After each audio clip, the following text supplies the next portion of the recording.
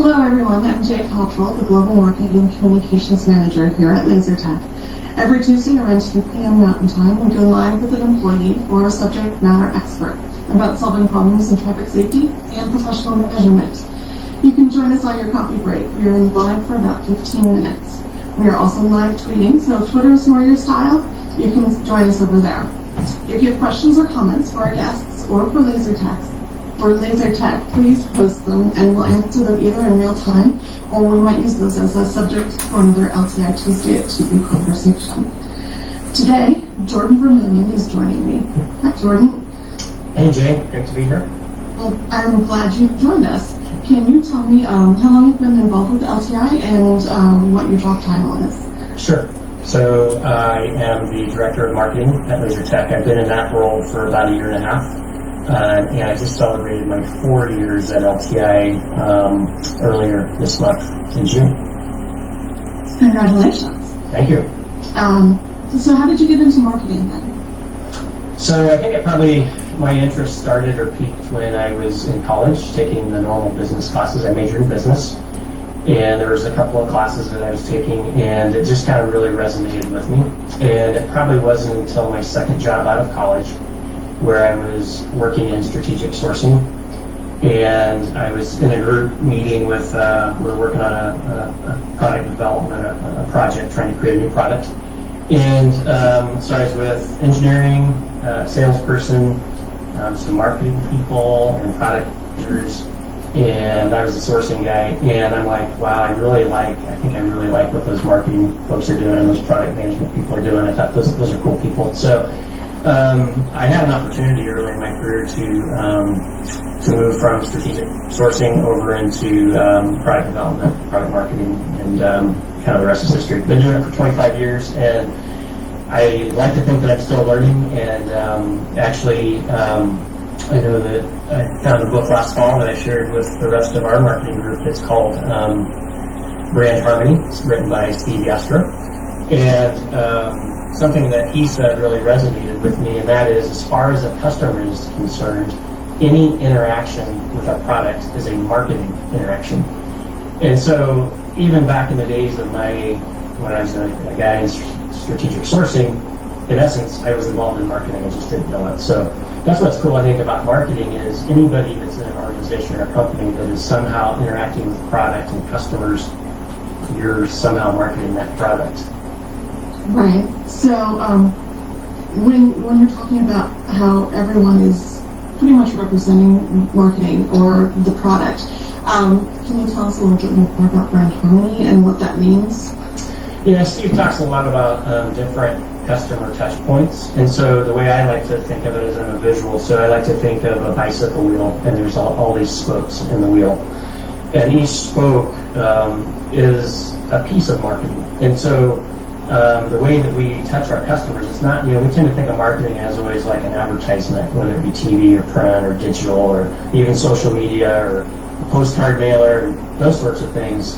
But obviously trade shows, but even the person on the other end of the telephone within a sales department or customer service or somebody in production that's creating a product. And so again, anybody that's touching that product, anything that they do, they have a piece of making that product that much more enjoyable for the end user. I know, I was really excited when you started talking to us about putting together a brand map and understanding where we were coming from and understanding how we could better communicate to our customers and our partners who we are and what we're about. And I know that we worked pretty hard on coming up with a way to distill down our corporate culture into some statements that made sense not only to us but to our customers as well. So that brings me to my next question. We're working on some rebranding. We have a new logo. Why do you think rebranding is useful for a company? Yeah, I think there's different levels of rebranding, and I think we decided to take more of an evolution versus a revolution. And I think it's important that all of a sudden you find out through the exercise that we were doing, like we were trying to create this brand map, and we were thinking about, how do our customers perceive us? What's their perception of our brand and of us, because us is the brand. And and really being honest with ourselves, like, are there things in there that we need to correct? And then also looking at desired brand perception. Where do we want to jump to? Where do we want to get? How do we do that? And as part of that whole process, we were looking at our messaging, our tone, our brand tone, our voice, all that kind of stuff. And again, our perception and where we want to get to perception-wise. And through that exercise, I think, we also looked at brand symbols. That was kind of at the end of that page. And we started looking at brand symbols, I think that's kind of what made us think that, is that logo really communicating what we want it to communicate to our customers? And how, yeah, exactly. And listening to our customers, right? Right. And what are they saying about us? And we had done some research, I don't know, not too much prior to this exercise. And listening to our customers, they call us Laser Tech, and they call us LTI. And we did, even in our old logo, we had versions of, not really LTI, but Laser Teching. And so I know you and I even had a conversation with gosh, should we just gravitate towards that and use that? I mean, if you think about our URL, it's not lasertechnology.com, it's lasertech.com. And so listening to our customers, many of us were already kind of talking to us about that. And so I guess back to your original question is why, what isn't necessary, when is it important? I think that when there's a disconnect and when it feels like it's, what was intended 35 years ago maybe still doesn't work or translate as well today. And so I think we saw it as an opportunity to make a necessary change there. The other thing I'll tell you is regarding the logo, and you know this because you've seen it firsthand, there's a lot of people that don't really know us very well sometimes refer to us as Laser Technologies. Yeah. And so that just makes us cringe. And again, those that do know us, a lot of our partners that we've been doing business with for over 35 years, they refer to us as Laser Tech. And so it's kind of like, gosh, why don't let's just go with Laser Tech. All right. So we do have a logo. Do you want to talk a little bit more about what the process was for bringing that about? Yeah, again, I think it really started with sitting down with you and Tori, back, I guess it's probably almost a year ago, and when we were working on this brand map, and we're putting all this together, and we're doing that to sort of create that mission statement or our purpose.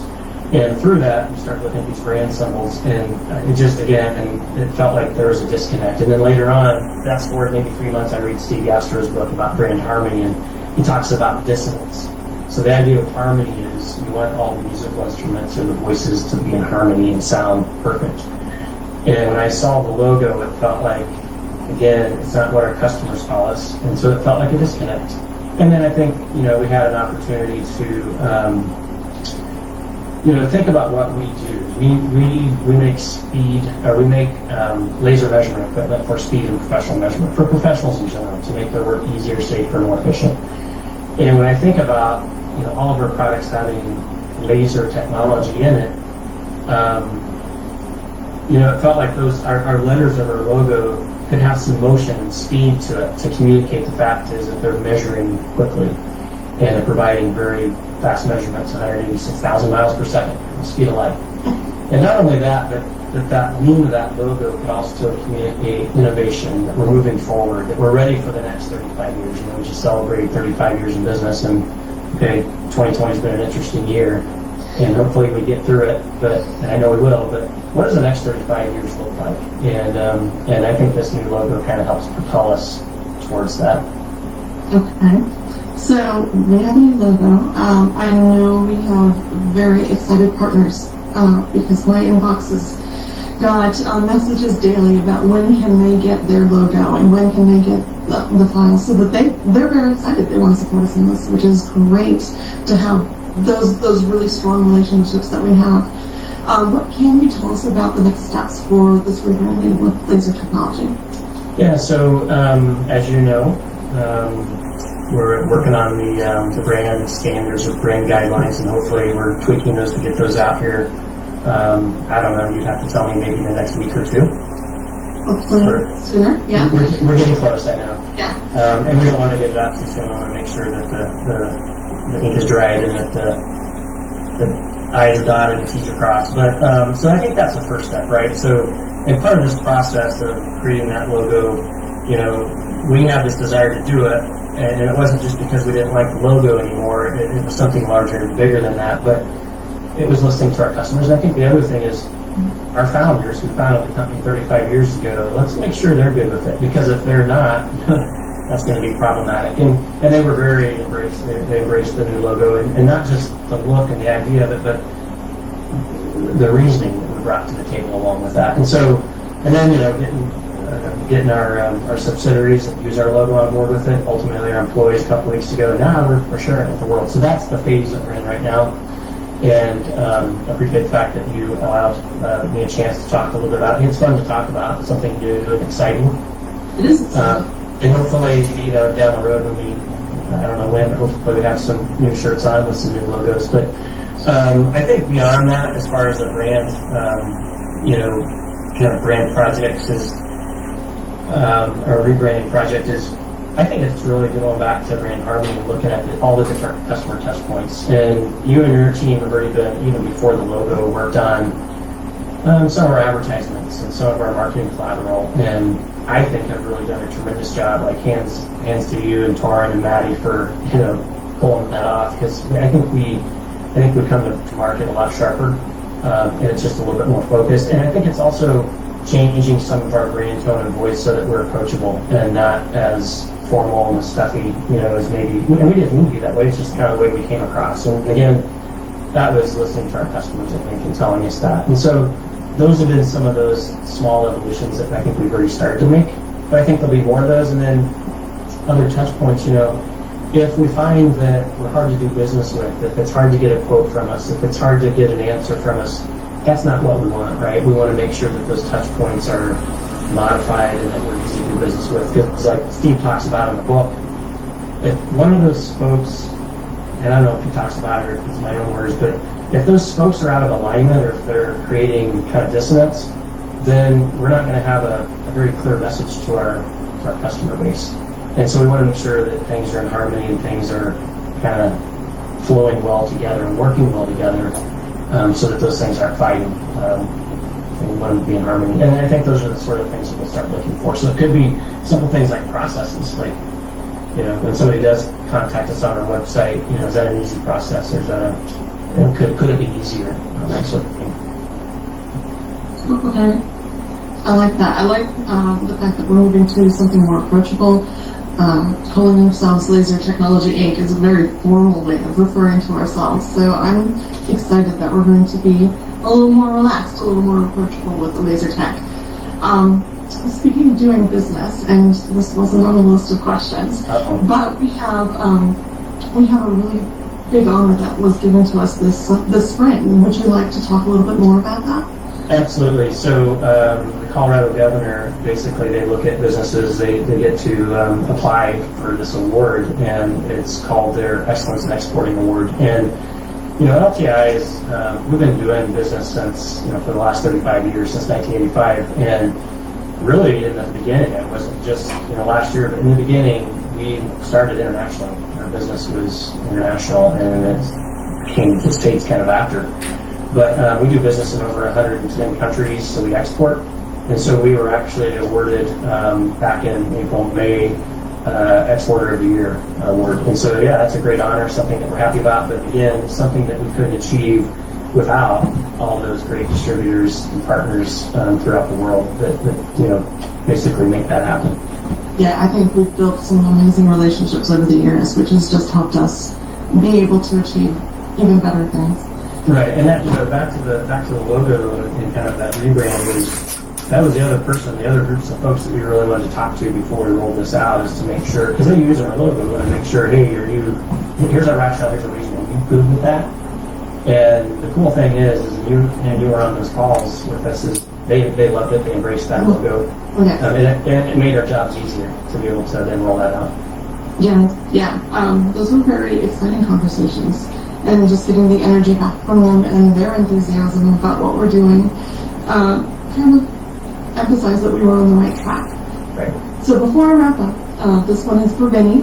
He would like to know what your favorite pizza topping is, and maybe something, or maybe alternate flavor of pizza. I don't know. There's a lot of different ideas out there. Well, pepperoni is my all-time favorite, but if you want to get crazy and add all kinds of meats and stuff, different hams and pepperonis and Canadian bacons and, maybe some mushrooms and peppers. I call it kind of fully loaded. I'm good with that too. Thin crust or thick crust, kind of depends on where you're at, where you're eating it at. But, yeah, so either way. There's a lot of different styles between New York and Chicago and all those different ones. I know that my favorite pizza is a hometown specialty. It's where they just pretty much, it's like a Supreme. They throw everything at the pizza, but they call it garbage. No, this is actually in Ohio, so. Okay. Yeah. They call it garbage can? They call it garbage pizza, which is just a fun thing. Well, thank you so much for joining me today, Jordan. Is there anything else that you wanted to let people know about the Laser Tech brand? I think just, follow us on your social media platform, because if you really do want to know more about what we're up to, what we're doing, follow us there on our website.